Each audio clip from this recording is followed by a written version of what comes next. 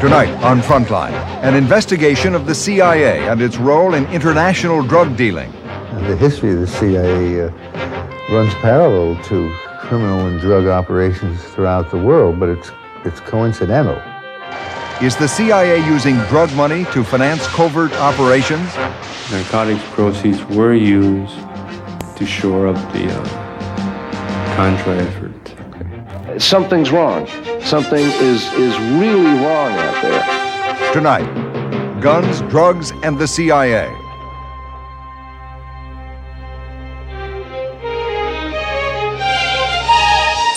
From the network of public television stations, a presentation of KCTS Seattle, WNET New York, WPBT Miami, WTVS Detroit, and WGBH Boston. This is Frontline with Judy Woodruff. Good evening. Two of the most persistent offensives of the Reagan presidency have been the war against communism in Central America and the war on drugs here at home.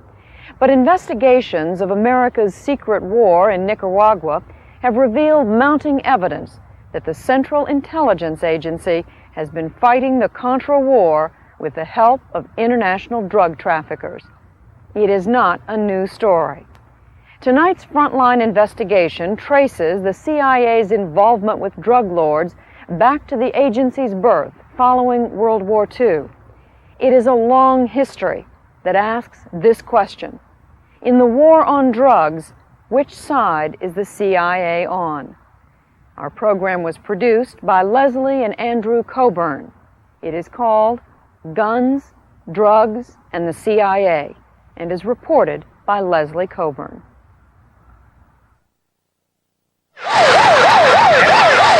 Illegal drugs are one thing no community in America can, should, or needs to tolerate. America's already starting to take that message to heart. That's why I believe the tide of battle has turned, and we're beginning to win the crusade for a drug-free America. Subcommittee on Narcotics, Terrorism, International Operations will come to order. From what we have learned these past months, our declaration on war against drugs seems to have produced a war of words and not action. Our borders are inundated with more narcotics than at any time ever before. It seems as though stopping drug trafficking in the United States has been a secondary U.S. foreign policy objective, sacrificed repeatedly for other political and institutional goals, such as changing the government of Nicaragua, supporting the government of Panama, using drug-running organizations as intelligence assets, and protecting military and intelligence sources from possible compromise through involvement in drug trafficking. If we start with the premise that drug trafficking is morally reprehensible, our government agencies are not supposed to do anything like that, but they deal in a practical world. Would you raise your right hand, please? Ramon Milian Rodriguez saw that world as the chief accountant of the Colombian cocaine cartel, responsible for managing $11 billion in drug profits. Now serving a 43-year sentence for money laundering, he has been a key witness for a Senate investigation probing links between drugs and the CIA. Let's say, for instance, a drug group was involved in a war with a terrorist group, a communist terrorist group. Well, it would behoove the CIA to give that drug group as much help and advice as possible so that they could win their little war. The history of the CIA runs parallel to criminal and drug operations throughout the world, but it's coincidental. Victor Marchetti came to know the world of covert operations as a longtime CIA officer. He is the highest-ranking agency official ever to go public about what he learned. It goes all the way back to the predecessor organization, OSS, and its involvement with the Italian mafia, or La Cosa Nostra, in Sicily and southern Italy. Later on, when they were fighting the communists in France and that, they got in tight with the Corsican Brotherhood. The Corsican Brotherhood, of course, were big dope dealers. As things changed in the world, the CIA got involved with Kuomintang types in Burma who were drug runners. because they were resisting the drift towards communism there. Same thing happened in Southeast Asia, later in Latin America. And some of the very people who are the best sources of information or who are capable of accomplishing things and the like happen to be the criminal element. The CIA has had a solid rule against being involved in drug trafficking. That's not to say that some of the people whom CIA has used or been in touch with over the years may well have themselves been involved in drug traffic, but not the CIA.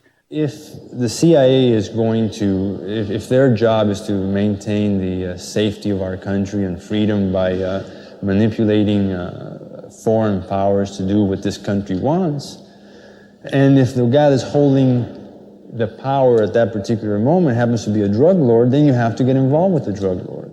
As a result, we kept getting involved with these kind of people, not for drug purposes and not for personal gain, but to achieve a higher ideological goal. In a refugee camp in northeast Thailand, there live the remnants of one such involvement. They are the Hmong or Mao tribe. While American troops were fighting in Vietnam, these people were the foot soldiers of a secret CIA army. They fought an undeclared war in northern Laos, across the border from North Vietnam. They're hill people. They're little guys. Like most hill people, they're pretty fierce. In Laos, we were the guerrillas. The war in Laos was a textbook example of what can be done in unconventional warfare. General Richard Secord is one of many veterans of the CIA's secret war in Laos. Because Laos was officially neutral, American troops could not be used. The CIA relied on massive air power and a tribal army to fight the local communists and the North Vietnamese.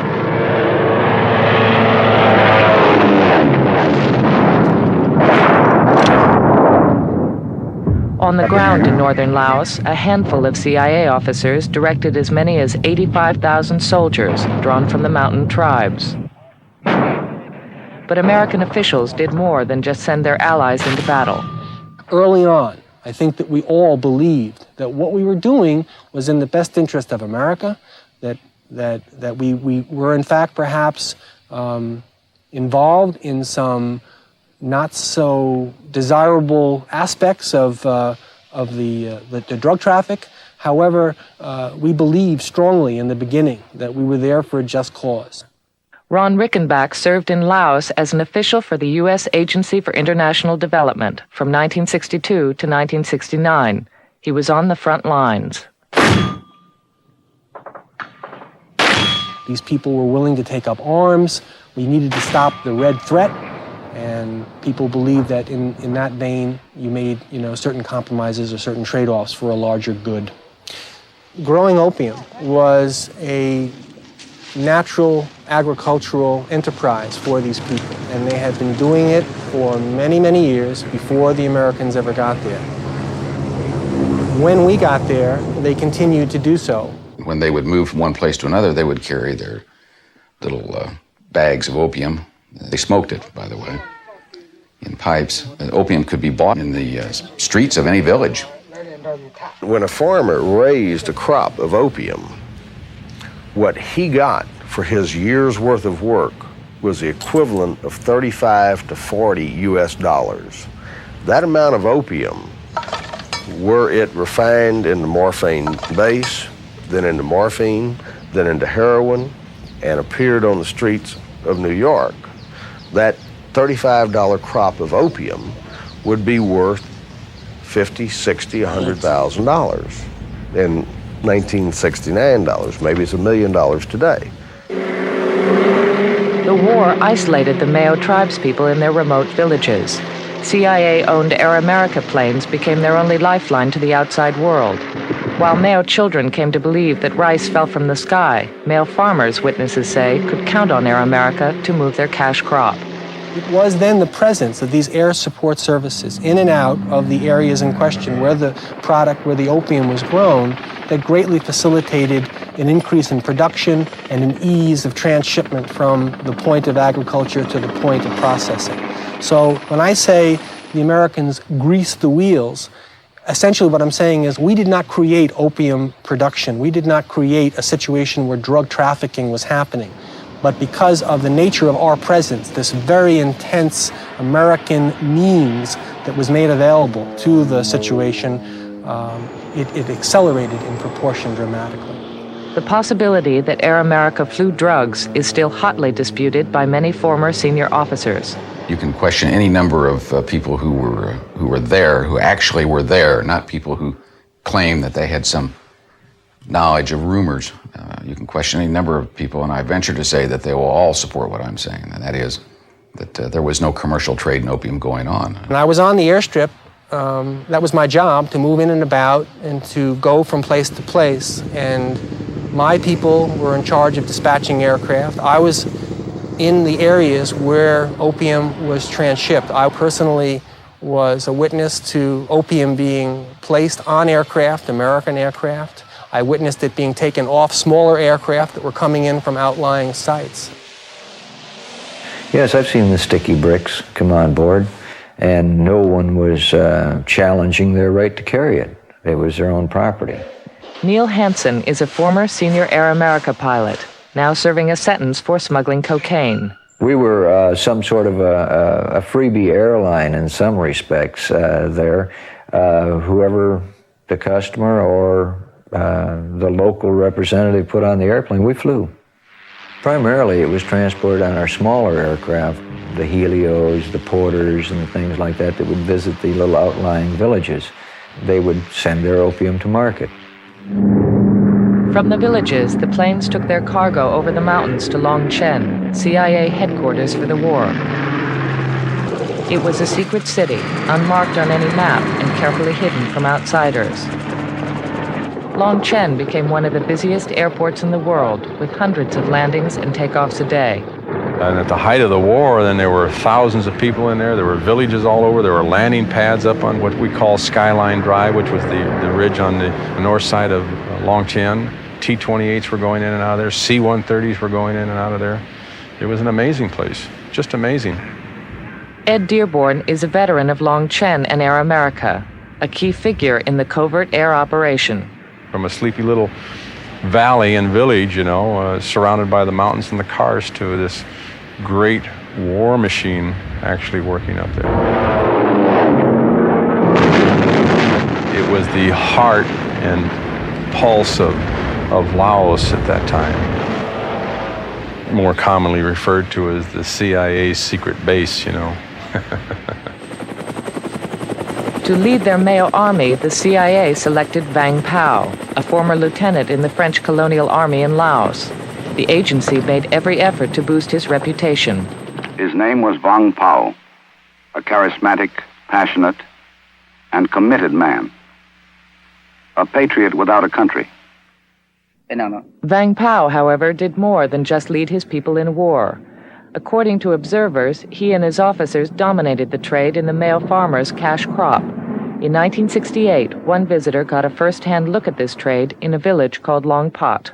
I was given the guest bed in the village, in fact, the district headman's house, and I ended up sharing it with a guy in military uniform who I later found out was an officer of the Vang Pao army.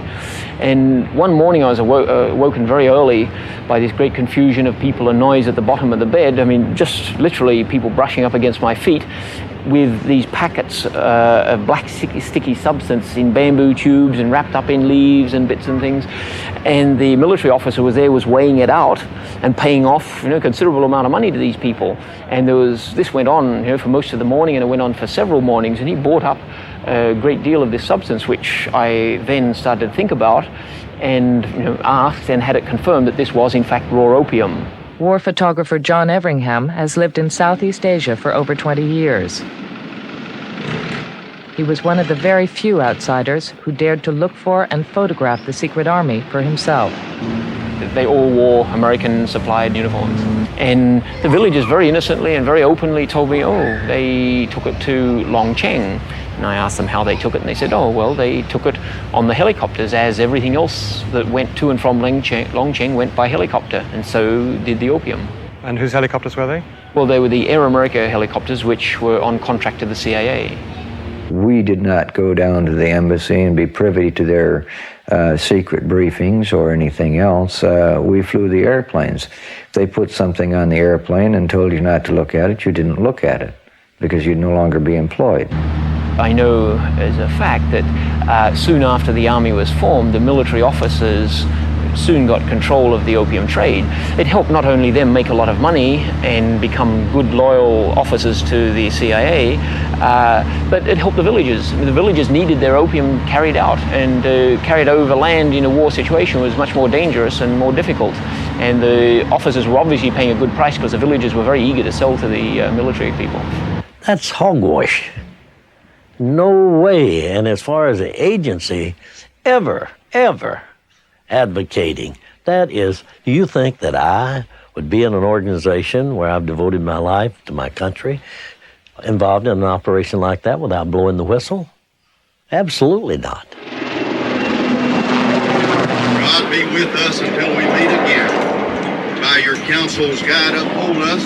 With your own, securely fold us. God be with us till we meet again. For veterans like General Aderholt and General Secord, the war in Laos is now commemorated at nostalgic reunions.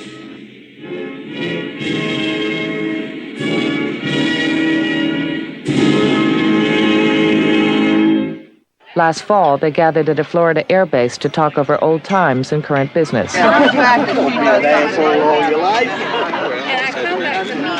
While Vang Pao does not attend such functions, he is well remembered by his old comrades. Was the agency responsible for people's salaries? Were they paying Vang Pao? Oh, of course, they're 100% responsible, because Vang Pao was responding to agency requirements, even though they may have come from the highest level of the U.S. government. Yes, of course. He was in the chain of command? Yes. Did you work with Vang Pao? Sure, all the time. What was your relationship? I was his supplier of air, therefore he stayed in close contact with me. Were you in charge of supplying Air America planes? For the tactical air operations, yes. The movement of Air America planes, say witnesses, was influenced by Vang Pao's business requirements. Vang Pao wanted control of the aircraft. Sure, he would do the work that needed to be done, but it would give him that much more freedom and that much more flexibility to use these aircraft to go out and pick up the opium that needed to be picked up at this site or that site and to bring it back to Longcheng. And there was quite a hassle, and Vang Pao won. And not only did he get control of the aircraft, but there was also a question of the operational control of the airplane that were leaving Vientiane to go south, even into Thailand. And there was an embarrassing situation where the Americans knew that this could be exposed, and it would be a very compromising situation. The way they got around that was to concede to create for Vang Pao his own local airline. And Xianghuang Airlines came into reality as a direct result of this compromise that was worked out. And they brought in a C-47 from the States, and they painted it up nice and put Xianghuang Airlines on it, and they gave it to Vang Pao, and that aircraft was largely used for the transshipment of opium from Longcheng to sites further south. Air opium. Air opium. Those airplanes didn't really belong to General Vang Pao. They belonged to the agency. They belonged to the agency. They were maintained by the United States government in the form of Air America or Continental. So they didn't really own anything. It wasn't something he could take away with him. It's something that we controlled every iota of that operation, lock, stock, and barrel. You know what the nickname for that airline was? No, Opium Air. I've never heard that before. Back in the old days, the men who flew for Air America and drank in the Purple Porpoise were less discreet. Most of them are long gone and far away from Laos now. But one legendary CIA officer still lives across the Mekong River, close to his old mountain battleground. The man that was in charge of that local operation was a man by the name of Tony Poe, and he was notorious. He had been involved with the agency from the OSS days. He was a World War II combat veteran and had been with the agency from its inception, and he was the prototype operations officer. They made a movie about him when they made Apocalypse Now. He was the caricature of Marlon Brando. Until now, Tony Poe has never talked publicly about the Laos operation. He saw it from beginning to end. One of Vang Pao's early case officers, Poe claims he was transferred from Long Chen because, unlike his successors, he refused to tolerate the Mao leader's corruption. You don't let them run loose without a chain on them. You got to control them. It's like any kind of an animal or a baby. You have to control them. Hey, he's the only guy that had a pair of shoes when I first met him. What are we talking about? Why does he need Mercedes-Benz apartments and hotels and homes for? He never had them in his life before. Why are you going to give it to him? Plus, he was making money on the side with his business. Oh, he's making millions, because he had his own source of avenue for his own heroin. What did he do with the money? What do you mean? U.S. bank accounts, Switzerland, wherever. Didn't they know when Vang Pao said, "I want some aircraft"? Didn't they know what he wanted that for? I'm sure we all knew it, what was going to, but we tried to monitor it because we control most of the pilots, you see. We're giving him a freedom of navigation into Thailand, in the bases. And we don't want him to get involved in moving, this illicit traffic. Okay, silver bars and gold, okay, but not heroin. What they would do is they weren't going into Thailand, they were flying it in a big wet-wing airplane. It could fly for 13 hours, a DC-3, and all the wings were filled with gas. They fly down to Pak Se, then they fly over to Da Nang, and then the number 2 guy, the President 2, would receive it. Nguyen Van Chieu was president of South Vietnam from 1967 to 1975. Reports at that time accused President Thieu of financing his election through the heroin trade. Like Vang Pao, he always denied it, remaining America's honored and indispensable ally. They were all in a contractual relationship. Some of this goes to me and some goes to the... And, just like bankers and businessmen, they had a bookkeeping. We delivered you on a certain day. They had coded messages. And that means that so-and-so or this much comes back, goes into our Swiss bank account. Boom, they had a wonderful relationship. And maybe 6 months they'd all come together at a party somewhere and talk about their business, good or bad. Just like the mafia. Yeah, big organized mafia.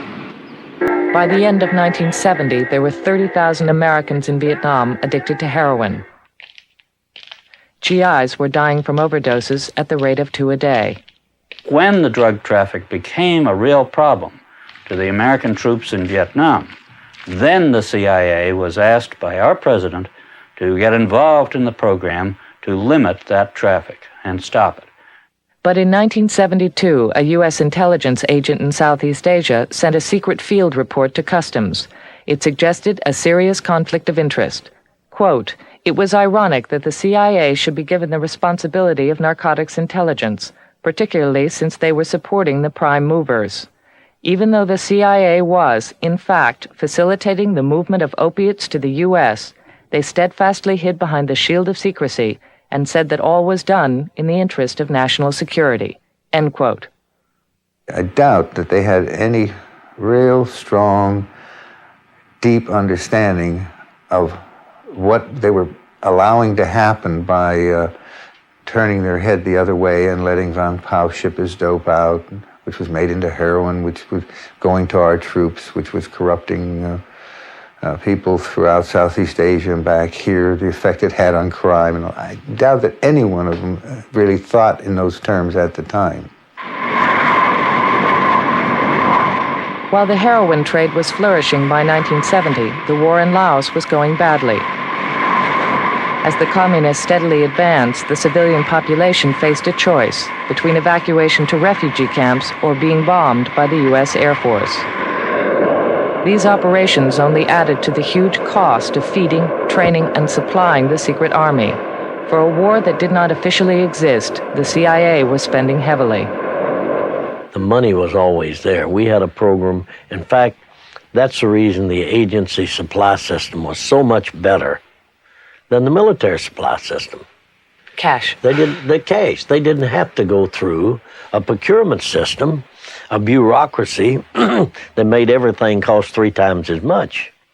On 2 different occasions, I brought bags up that I knew was payroll.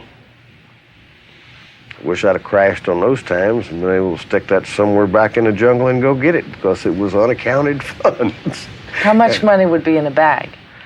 Well, a bag would probably have a couple $100,000 in it, depending on where you were going with it and who it was going to. I was sitting up there on the director's staff, and that's where it all came together. For operations such as Laos, the CIA director's senior staff prepared the agency's official budget. For Laos, I think it was around 30 million, perhaps 40 million, but it was very small. Was that in fact enough to run this war? Well, I don't think so. I would think that the war was costing quite a bit. Probably, if all the costs were pulled together, I would imagine it would probably cost as much as the entire agency's budget. How was the war in Laos financed? U.S. appropriated funds. Through which agency? I think through the CIA and through the Defense Department, both. A secret Pentagon report put the Defense Department contribution to the war in Laos at $146 million in 1970. But the report also showed that the CIA was spending up to $60 million more than they were getting from Congress. Well, there may have been other funds generated by Vang Pao himself through his dope operations. After all, I mean, they were poppy growers and opium smugglers. So I imagine there was money being earned that way. That was Vang Pao's contribution to the war. Is it conceivable that the CIA would fight a war with dope money? Well, yes, in the sense that they would not sell dope to earn money to support an operation, but they would look the other way if the people they were supporting were financing themselves by selling dope. General Vang Pao was financed by U.S. government funds. How much was he getting? I don't know what General Vang Pao was getting, but the Mao program, I'm sure, ran several $100 million at the end to fight a war like we were fighting and to have an airline. I don't know what the funding was, but I'm sure the congressional committees have access to those records. As a former chief counsel for the House Select Committee on Narcotics, Joe Nellis did indeed have access to the records. Vang Pao had a heavy hand in the production of heroin in that area. How much of the money that was going to pay these thousands and thousands of tribesmen to fight for us, for the CIA, where was that money coming from? From the trade. From the opium trade? Yes, surely. How would that work? Well, money would be paid for the transportation and the safe arrival of the merchandise to its proper destination. And that money would be paid to the carrier, the person transporting the merchandise. And then that money would be used to pay off the farmers. But as I told you, they got so little of it that there was an enormous amount left over. And it was that money that was used to feed to the peasants in order to get them to continue not only fighting for us, but also continuing to give us very important intelligence about the movement of the North Vietnamese. We wouldn't have permitted it. It would have been too dangerous. Why? You know, because the American system wouldn't put up with it. I have never revealed any classified information that I obtained when I was with the committee, and I'm not going to start now. But I do know that That was verified. That it was known here? Yes.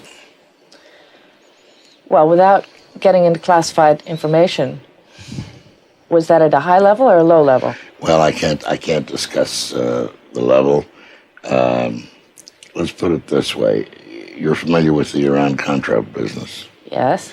That was known at a very high level. It was known at all sorts of levels, really. It's amazing that they could keep it secret as long as they did. And I guess that was the situation with Air America, that the people in CIA certainly knew it. And at that time, Dick Helms, I think, was the head of the office, and I'm sure he must have reported it to Nixon. Former CIA Director Richard Helms told us, quote, "I knew nothing of this. It certainly was not policy." It's patently impossible. There are thousands of people involved in the intelligence community of the United States who read the reports, who are intimately familiar with details of field activities. And no such operation could ever be kept secret from the authorities in Washington. It would never be tolerated. Never. Not for a minute. How many people knew what was going on? Well, I don't think it was very many at all. 5, 10? Handful, maybe 100. I personally did not complain, not at the time. I certainly complained after the fact, but that came as a result of my own awakening as to the rather horrible implications of what we were doing. I left working for the government rather abortively because I just could not tolerate myself what was going on. His disgust was not only at the drug trade, but at the human cost of a war in which the recruits were as young as 8 years old. These people were absolutely decimated. The war itself took its own toll. Thousands and thousands of these people were either maimed or killed or died of disease or malnutrition secondary to the effects of the war. Many were bombed. Many were blown away by conflict and combat. What was left after the war was the exodus to the south or to the west. These people have had their whole life destroyed for helping out in our war. For helping out in our war.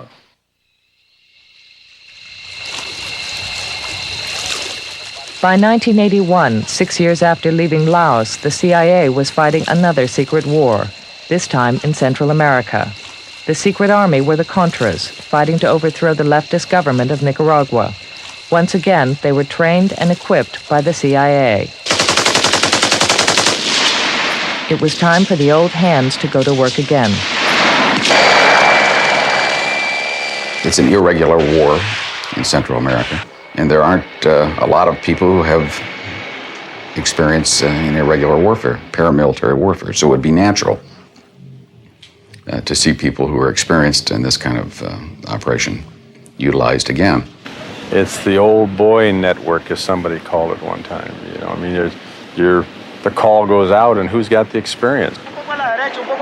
It's the same war, different place, and different names. We're not speaking Laotian, we're speaking Spanish now, but it's the same darn war. I don't care what anybody says. Eugene Hasenfuss was just one of a number of veterans from Laos who answered the call in Central America.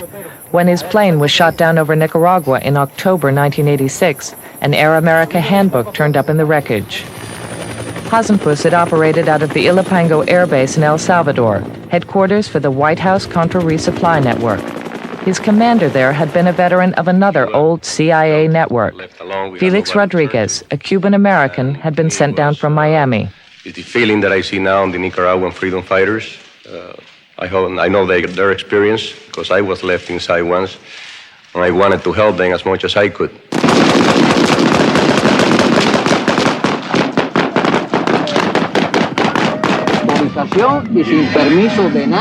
Like Rodriguez, the Miami Cubans of Brigade 2506 are still ready to support the anti-communist cause, 30 years after their failed invasion of Cuba. They were willing recruits for the CIA's war against Nicaragua. The brigade supplied soldiers in the field, commanders, and fundraisers for the Contra cause.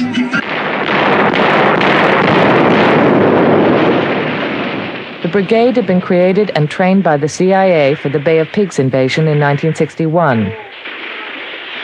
After their defeat, the CIA continued to maintain and use this skilled force of covert operators wherever they were needed. Their numbers grew into the thousands.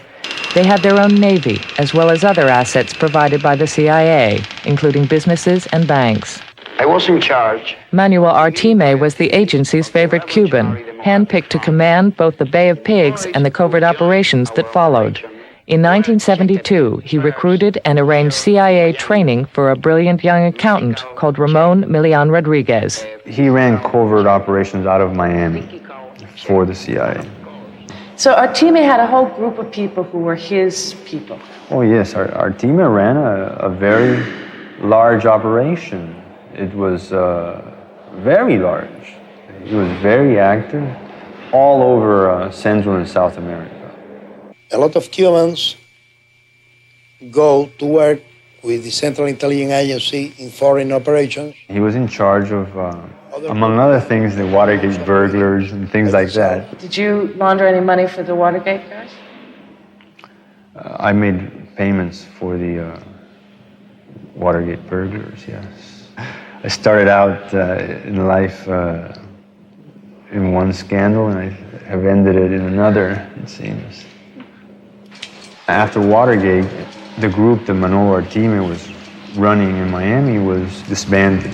The fact that the burglars were Cuban really hurt in Miami. So we had a situation where people were laid off. They were just given the assets. For instance, if you were running a print shop, you kept the print shop.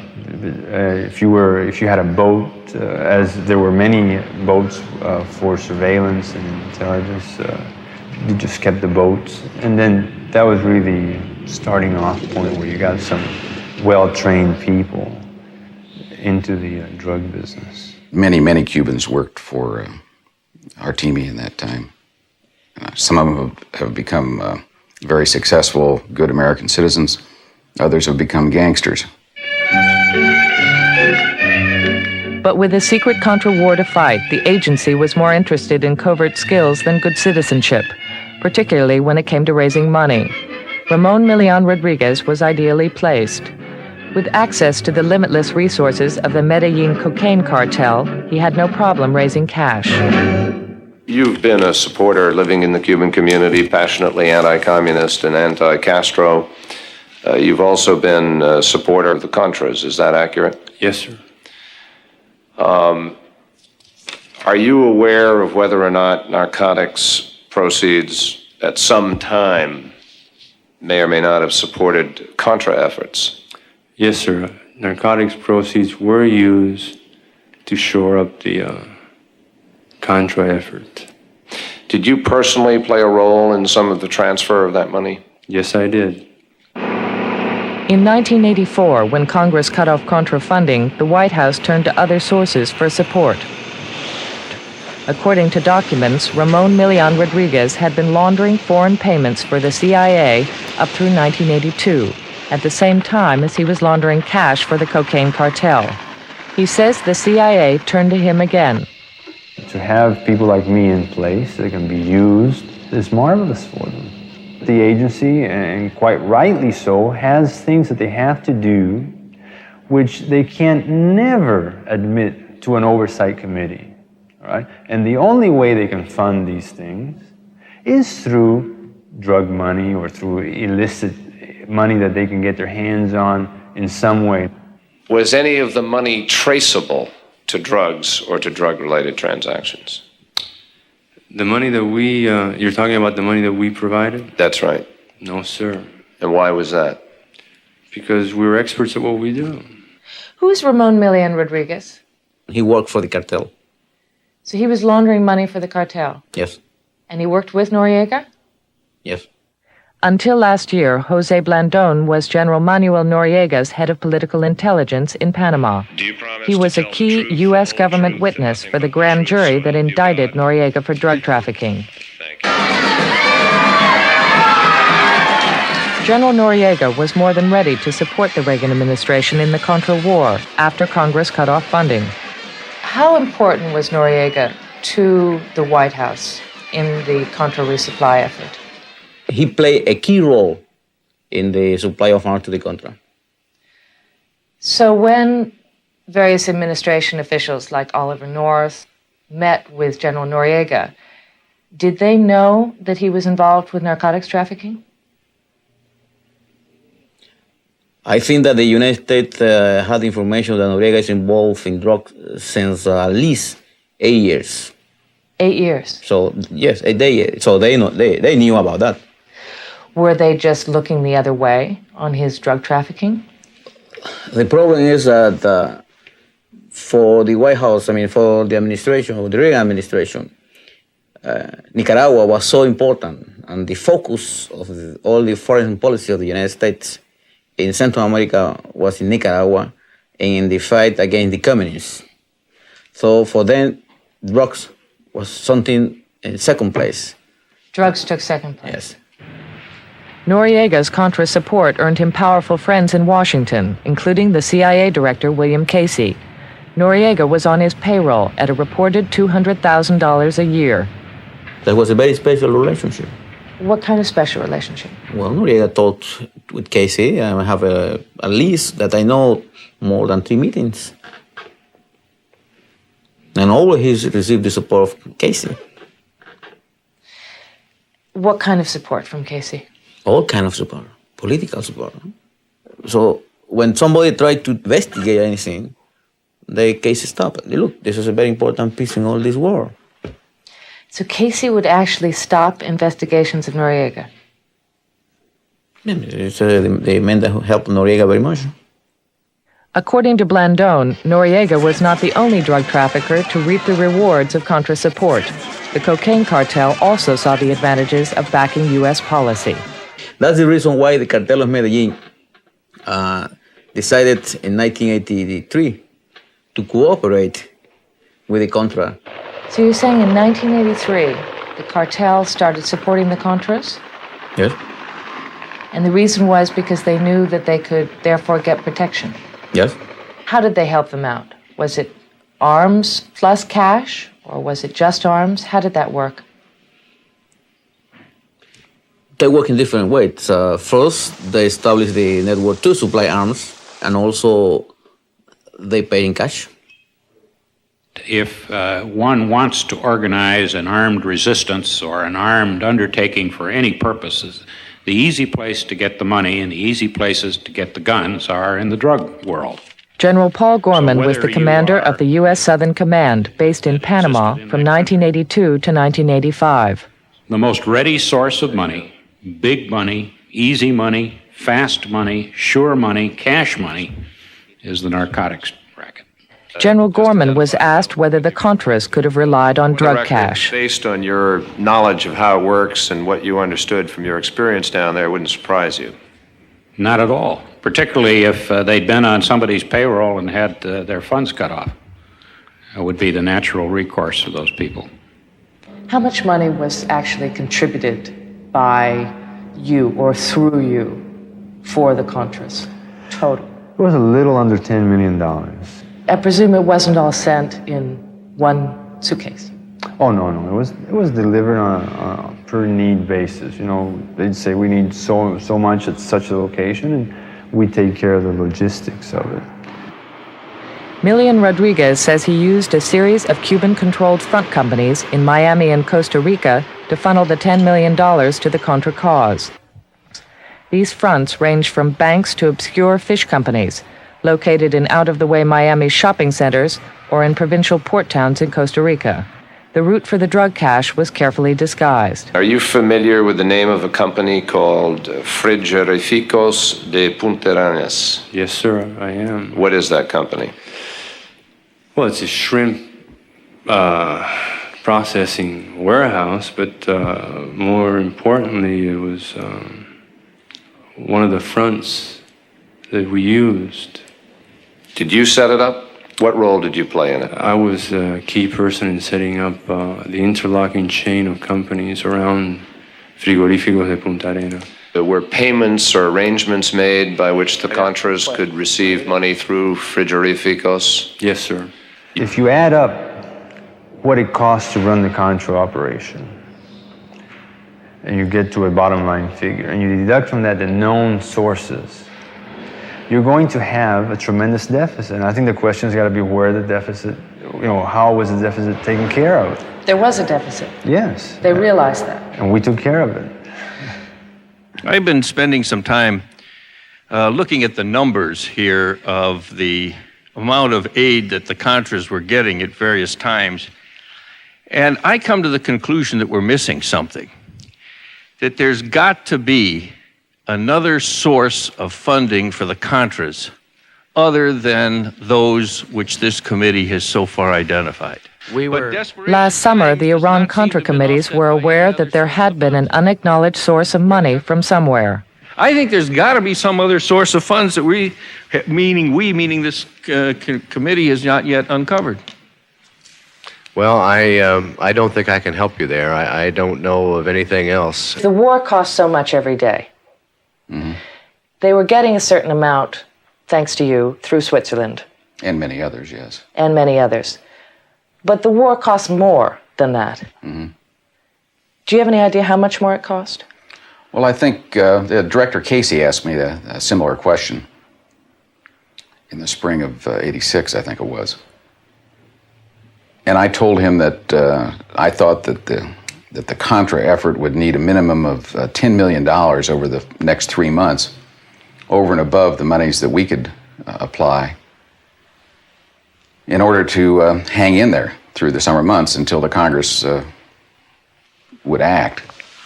There was some expectation in the White House, I guess, and in state that the Congress would act much sooner than they acted. Things were going downhill rapidly. Did the people who received this money, were they aware of the fact that this was drug money, the proceeds came from drug money?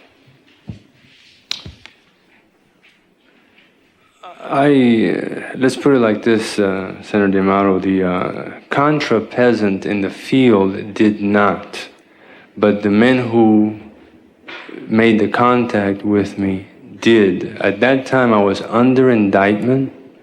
I mean, I was red hot. His arrest was well publicized. The $5 million seized with him brought Vice President Bush to Miami to pose with what the money launderer termed his petty cash. Did Ramon Millian Rodriguez have any friends who were working in the Contra resupply network? Yes. Who would that have been? Felix Rodriguez. Felix Rodriguez. Yes. A veteran of the Artime organization and the CIA, Felix Rodriguez was a key member of the White House resupply network. The Senate was told by the money launderer that it was Felix Rodriguez who solicited the drug cash. If you have a fellow that's a tremendous patriot like Felix Rodriguez, who has sacrificed his personal needs for the cause of fighting communism, and all of a sudden he finds himself in a position where his troops are going to run out of money. They won't have money for bullets, for food, for medicine. I think in the case of Felix, it might have been something done out of desperation. They had to get money and they were willing to get it from any source to continue their war. When they go on the offense, they burn up a lot of ammunition, weapons, need a lot of air resupply, radios, uniforms, boots, food, all this stuff. You know, the cost just goes up. Well, there are allegations that that Felix Rodriguez was desperately trying to make up that deficit. If he was, it certainly didn't come to our attention. So you had no knowledge of it? No, not at all.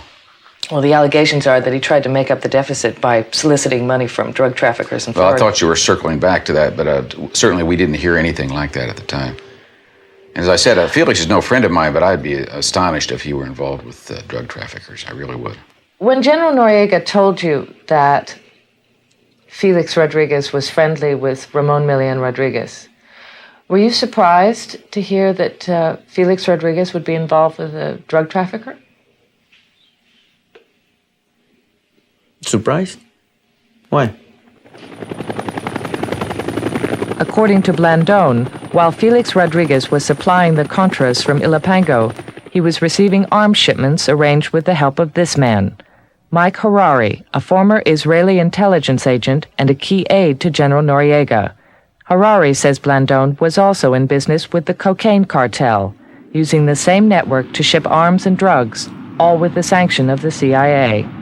Did he get involved with narcotics trafficking in the course of helping to supply the Contras with weapons? Yes, that was part of the business. So he was moving cocaine Yes. from Colombia to the United States. No. They moved the cocaine from Colombia to Panama to the airstrip in Costa Rica or Honduras to the United States. At the same time that he was gathering up arms for the Contras. Yes. Where were the arms coming from? From Yugoslavia and from the East Bloc, the communist countries. From 1983 to 1985, says Blandón, this network, supported by Israeli and U.S. intelligence, was a major source of arms for the Contras. Harari, the Israeli who was working with Noriega, was working with Felix Rodriguez. Yes. And Harari at the same time was involved with drug trafficking. Yes. Who was Felix Rodriguez working for or with when he approached you? Well, the only government mention that he made was Vice President Bush. And what was his relationship with Bush, as you understood it? He was reporting directly to Bush. I was led to believe he was reporting regularly to the Vice President. He was in touch with the VP's office on a number of occasions. I really don't know. I've never understood that relationship. The request for the contribution made a lot more sense because Felix was reporting to George Bush. If Felix had come to me and said, I'm reporting to anyone else, let's say, Oliver North, I might have been more skeptical. I didn't know who Oliver North was, and I didn't know his background. But if you have and let's say we'll call him an ex-CIA operative, even though it's not true, he's a current operative. Who is? Felix. Everyone says he's ex-CIA. Well, This is Felix Rodriguez. Yeah, there's nothing ex about him. But if you have a CIA, what you consider to be a CIA man, coming to you saying, I want to fight this war, we're out of funds, can you help us out? I'm reporting directly to Bush on it. I mean, it's very real, very believable. Here you have a CIA guy reporting to his old boss. This February 1985 memo from General Paul Gorman confirms that Bush and the Cuban had known each other for years, and that Rodriguez's primary responsibility was Nicaragua and the Contra FDN forces. Rodriguez, quote, is operating as a private citizen, but his acquaintanceship with the vice president is real enough, going back to the latter's days as director of Central Intelligence. Rodriguez's primary commitment to the region is in Nicaragua, where he wants to assist the FDN. Did you say anything to Vice President Bush about your activities on behalf of this resupply operation? No, sir, not to him or anyone on his staff.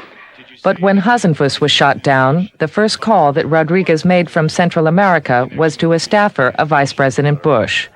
Questions about that call forced the Bush office to put out a summary, listing 17 meetings with Rodriguez, including 3 with Bush himself. Nevertheless, the vice president has insisted that these contacts with Rodriguez concerned only El Salvador, not the Contras. He wasn't selling drugs. He was just raising money. Tainted money, granted, but for a very good cause. Felix Rodriguez claims he met with the cartel's money launderer only once and never solicited cash. We permitted narcotics. I mean, we were complicitous as a country in narcotics traffic at the same time as we're spending countless dollars in this country to try to get rid of this problem. It's mind-boggling. Is the war on drugs a big priority in this country, really? Oh, no. No, it's largely a joke. There is no war on drugs. No president who's ever announced one has ever fought one. And no president who's ever announced one has ever given the soldiers the ammunition with which to fight one. The intelligence agencies of this country, by God, should be involved in this battle instead of working with the scum of the earth, which they've been doing. They should be involved in this battle as a crusade for the survival of this country and this hemisphere. I don't know if we've got the worst intelligence system in the world. I don't know if we've got the best and they knew it all and just overlooked it. But no matter how you look at it, something's wrong. Something is really wrong out there. Now, you can deny U.S. government involvement in drugs all you want, but the patterns are there and the players are there popping up again, and you know, eventually someone is going to realize that what the truth is.